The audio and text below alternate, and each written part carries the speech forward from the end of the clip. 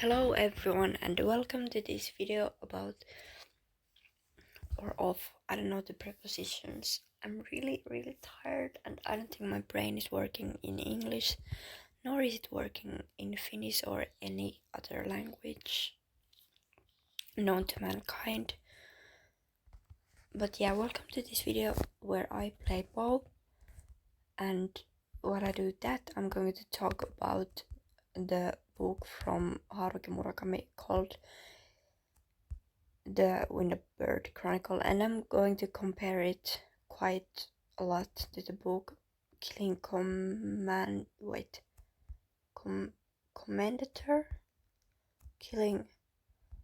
the guy. I'm gonna call it that because the word is too difficult for me, and I'm going to spoil everything that I can about the two books because this is really just an explanation for myself, not to anyone else, and I don't really care if someone gets spoiled, or I do because I just told that I'm going to do so, just so someone who is interested in reading those two books without knowing everything that is going to happen can stop watching this really interesting video. But of course you can come back once you've finished reading the books. I've been reading the Wind-Up Bird Chronicle now for maybe the past 2 months. I'm reading it for the second time. The first time I read it in English, and now I'm reading it in Finnish. And the reason why it's taking me so long to finish isn't that it's over 800 pages, or even the fact that I'm reading it for the second time, or maybe that's part of the reason, but the main reason is that I have no ability to focus on anything at all. And even if I can get myself to open the book and to read it for an hour or so, it's still going to be a lot easier for me to grab the phone than to actually do something that I really enjoy, which is reading. And reading that particular book, I got stuck. I think I need to improve my car. I've improved it a little, but because I just started playing bow again, I'm having some no, that was the wrong way to start the sentence. I'm not very high.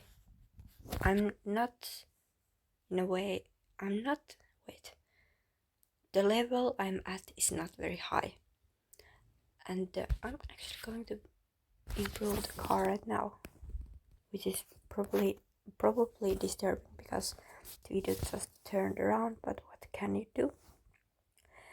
Anyways, I don't think I can explain anything at all while I'm doing this, because this is really important, and I cannot talk about the book while I do this. I hope all of you can understand. Oh, I got to level 10. Yay! I'm going to continue to play and maybe talk about the book as well. So yes, so now I'm reading it in Finnish, and what I first thought is that I'm going to understand some scenes better, because the first time I read it, it was, as previously stated, it was in English, which is not my native language, and I figured that some scenes, is it a scene in a book? I think it is, yeah. Were really hard for me to not really, but rather hard for me to understand because of the language. But now reading the same scenes in Finnish, it's not the language, it's just that the scenes are really weird. For example, if you haven't read the book, there's this scene where one of the characters who works as a prostitute, she's getting they call it rape in the book, but that doesn't really explain anything. Oh, I got stuck again. It doesn't really explain anything at all about what's actually happening in the scene. But I really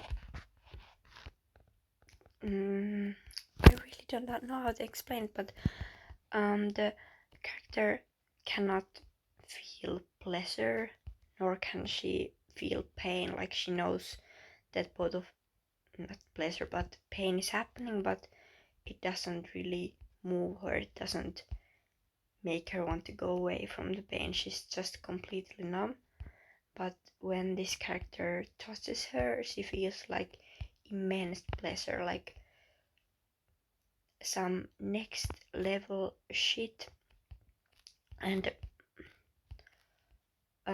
while he does that, she kind of splits in half, and he puts something inside of her, and then something slimy comes out of her as she orgasms, and that is something that I cannot really properly picture in my head, not in English nor in Finnish, because the scene is really hard to understand.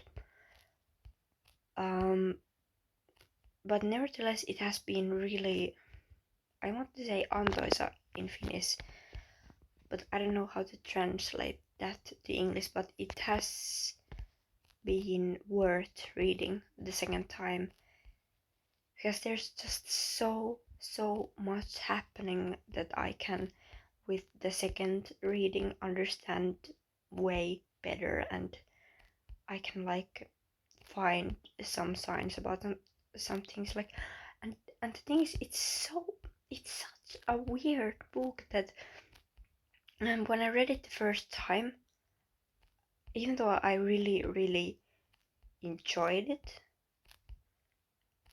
and I was really like hooked up is maybe the wrong kind of, because if you're reading like a crime book, like a detective story, you really like, you cannot stop reading because you want to find out what happened, like how the plot is going to end. But with Wind-Up Bird Chronicle, I can't really explain the plot. Like, I can, like, if you asked me to explain it, I'd say the main character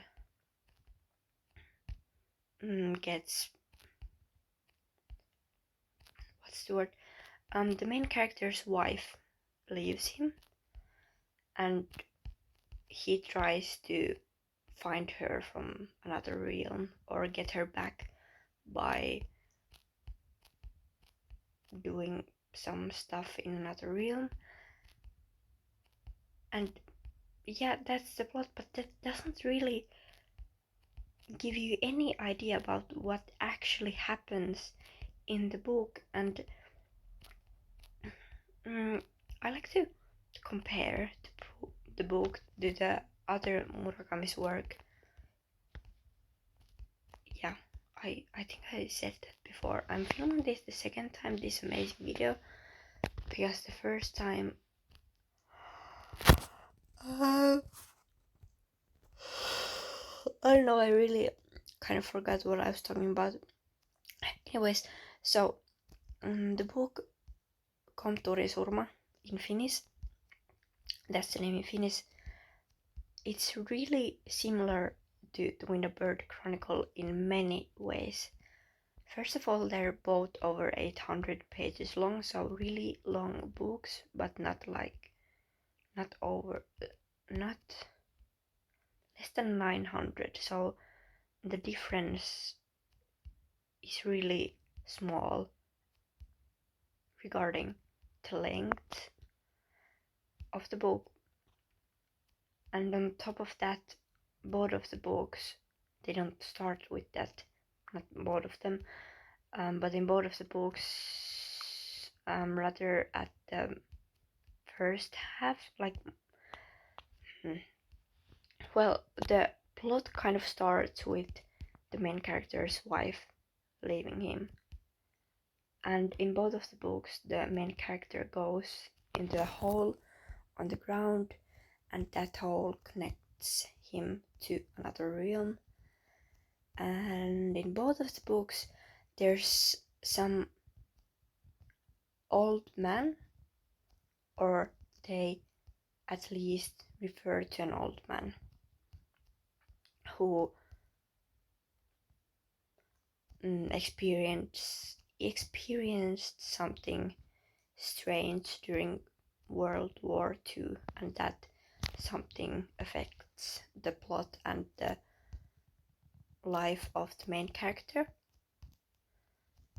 And in both of the books the main character becomes friends with a young girl. In Komturin Surma, and the girl is 12 or something like that, I think, and in the Wind-Up Bird Chronicle the girl is 15. So even though it's really different being a preteen than being a teenager than being 15, I think it's still like an interesting connection between the two books. I had some other point about something that connects the books, but I can't really remember what. But what's really, really, really different in the two books is how much stuff there's happening, like how many characters there is. In the Wind-Up Bird Chronicle there's so much more characters and much more like small stories that are connected to the main plot somehow. And what's weird is that you'd think the Wind-Up Bird Chronicle would somehow move faster than Komturin Surma does. And yes, at the latter half of the book that is true, but in the first half it's quite slow. Like it takes a long time for the plot to really begin. I ran out of time. But what's different is that in Komturin Surma the plot is slow throughout the book, as in the Wind-Up Bird Chronicle it gets faster towards the end, which I just thought I think it could be a bit slower. Even though reading such a long book you wouldn't think that you'd come to a conclusion that maybe it's too short, but I actually think that there are some parts that the author should have given the reader some more time to like understand them. But maybe it's just because I'm slow or something like that. But I really, really, really like both of the books, and I think it's really worth reading both of them because you can compare them. Yeah, I think I'm done with this video now because I'm really tired and I think I'm getting sick, but maybe I'll talk about this some other time more. I don't think I really said anything. I think this has been just a really, really long introduction to something that never actually happens, which I'm sorry for.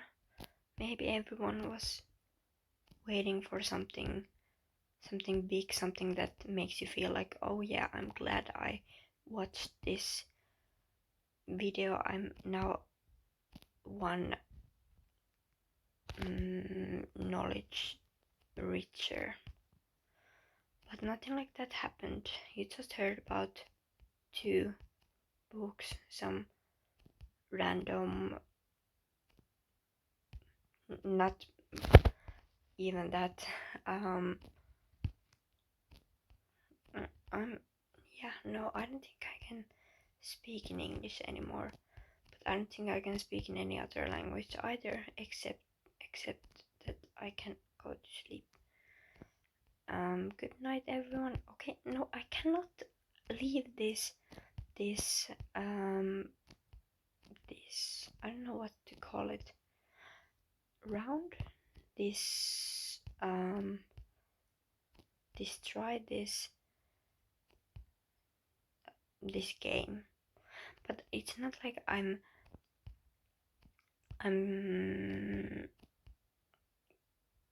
like interrupting the game or stopping the game.